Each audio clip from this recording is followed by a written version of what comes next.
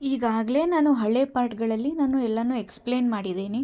ಗ್ರಾಮರ್ಗಳು, ಕನ್ನಡ ವರ್ಣಮಾಲೆ, ನಾಮಪದ, ಕ್ರಿಯಾಪದ, ಲಿಂಗ, ವಚನ, ಸಂಧಿ, ಅವ್ಯಯಗಳು, ದ್ವಿರುಕ್ತಿ, ಜೋಡಿನುಡಿ, ದೇಶ್ಯಪದ, ತತ್ಸಮ ತದ್ಭವಗಳು, ಕೃದಂತ, ತದ್ಧಿತಾಂತ, ವಿಭಕ್ತಿ ಪ್ರತ್ಯಯ, ಅನ್ಯದೇಶ ಪದ, ವಾಕ್ಯ ಪ್ರಭೇದ, ಲೇಖನ, ನುಡಿಗಟ್ಟುಗಳು, ಛಂದಸ್ಸು, ಕಂದಪದ್ಯ, ಷಟ್ಪದಿ ಇಷ್ಟುಗಳನ್ನು ನಾನು ಎಕ್ಸ್ಪ್ಲೇನ್ ಮಾಡಿದ್ದೀನಿ.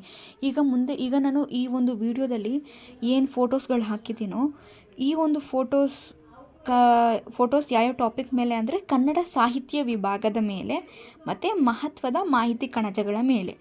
ಸೊ ನಾನೀಗ ಕಳಿಸಿರುವಂತಹದನ್ನು ಸ್ಕ್ರೀನ್ಶಾಟ್ ತೆಗೆದುಕೊಂಡು ಇಲ್ಲಾಂದರೆ ಪಾಸ್ ಮಾಡಿ ಇವುಗಳನ್ನ ಓದ್ಕೊಳ್ಳಿ. ಅಂದರೆ ಕನ್ನಡ ಸಾಹಿತ್ಯ ಲೋಕದ ಬಗ್ಗೆ ಯಾವುದು ಇಂಪಾರ್ಟೆಂಟ್ ಕ್ವಶನ್ಸ್ ಕೇಳ್ಬೋದು ಆ ಕ್ವಶನ್ಸ್ಗಳನ್ನ ನಾನಿಲ್ಲಿ ಮೆನ್ಷನ್ ಮಾಡಿದ್ದೀನಿ, ವಿತ್ ಆನ್ಸರ್ಸ್ ಎಲ್ಲ ಇದೆ.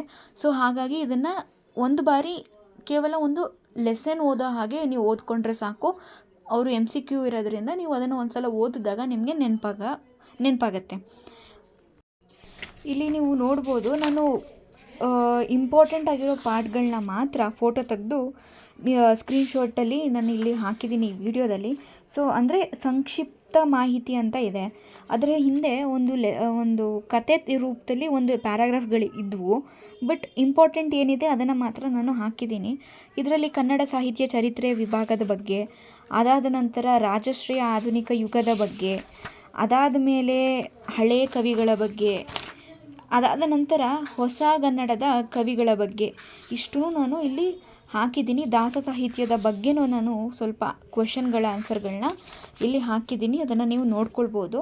ಅದಾದ ನಂತರ ನಾನು ಮತ್ತೆ ಏನನ್ನ ಹಾಕಿದ್ದೀನಿ ಅಂದರೆ ನೀವು ಹೆಚ್ಚಾಗಿ ಜ್ಞಾನಪೀಠ ಪುರಸ್ಕೃತರ ಬಗ್ಗೆ ಒಂದು ಬಾರಿ ನೋಡ್ಕೊಳ್ಬೇಕು, ಅದನ್ನು ನೋಡ್ಕೊಳ್ಳಿ. ಅದನ್ನು ನಾನು ಹೆಚ್ಚಾಗಿ ಡೀಪಾಗಿ ಇಲ್ಲಿ ಹಾಕಿಲ್ಲ. ಅದಾದ ಮೇಲೆ ಮಹತ್ವದ ಮಾಹಿತಿ ಕಣಜಗಳ ಬಗ್ಗೆ ಹಾಕಿದ್ದೀನಿ. ಅಂದರೆ ಕನ್ನಡದ ಮೊದಲ ಲಕ್ಷಣ ಗ್ರಂಥ ಯಾವುದು, ಅಥವಾ ಕನ್ನಡದ ಮೊದಲ ಶಾಸನ ಯಾವುದು, ಕನ್ನಡದ ಮೊದಲ ದೊರೆ ಯಾರು, ಈ ಥರ ಕನ್ನಡದಲ್ಲಿ ಮೊದಲು ಬರುವಂತಹ ಎಲ್ಲ ಥಿಂಗ್ಸ್ಗಳನ್ನ ಈ ಒಂದು ವಿಡಿಯೋದಲ್ಲಿ ಹಾಕಿದ್ದೀನಿ. ದಯವಿಟ್ಟು ಪಾಸ್ ಮಾಡಿ ನೋಡಿ. ನಿಮಗೆ ಗೊತ್ತಾಗಲಿಲ್ಲ ಅಂದರೆ ನಾನು ಈ PDF ಶೇರ್ ಮಾಡೋದಕ್ಕೋಸ್ಕರ ಈ ವಿಡಿಯೋನ ಹಾಕಿ ಕೆಲವು ಸಮಯದ ನಂತರ ಈ ಲಿಂಕ್ನ ಹಾಕ್ತೀನಿ. ನೀವು ಅದಕ್ಕೆ ಆ್ಯಕ್ಸೆಸ್ ಮಾಡಿಕೊಂಡು ಡೌನ್ಲೋಡ್ ಮಾಡ್ಕೊಳ್ಬೋದು. ಸೊ ಹೀಗೆ ಕನ್ನಡದ ಕಡ್ಡಾಯ ಪರೀಕ್ಷೆಯ ಬಗ್ಗೆ ನಾನು ಇದರಲ್ಲಿ ಹಾಕಿದ್ದೀನಿ. ನೆಕ್ಸ್ಟ್ ಮಂತ್ ಮಾಡೋ ಎಕ್ಸಾಮ್ ಬಗ್ಗೆನೂ ಹಾಕ್ತೀನಿ.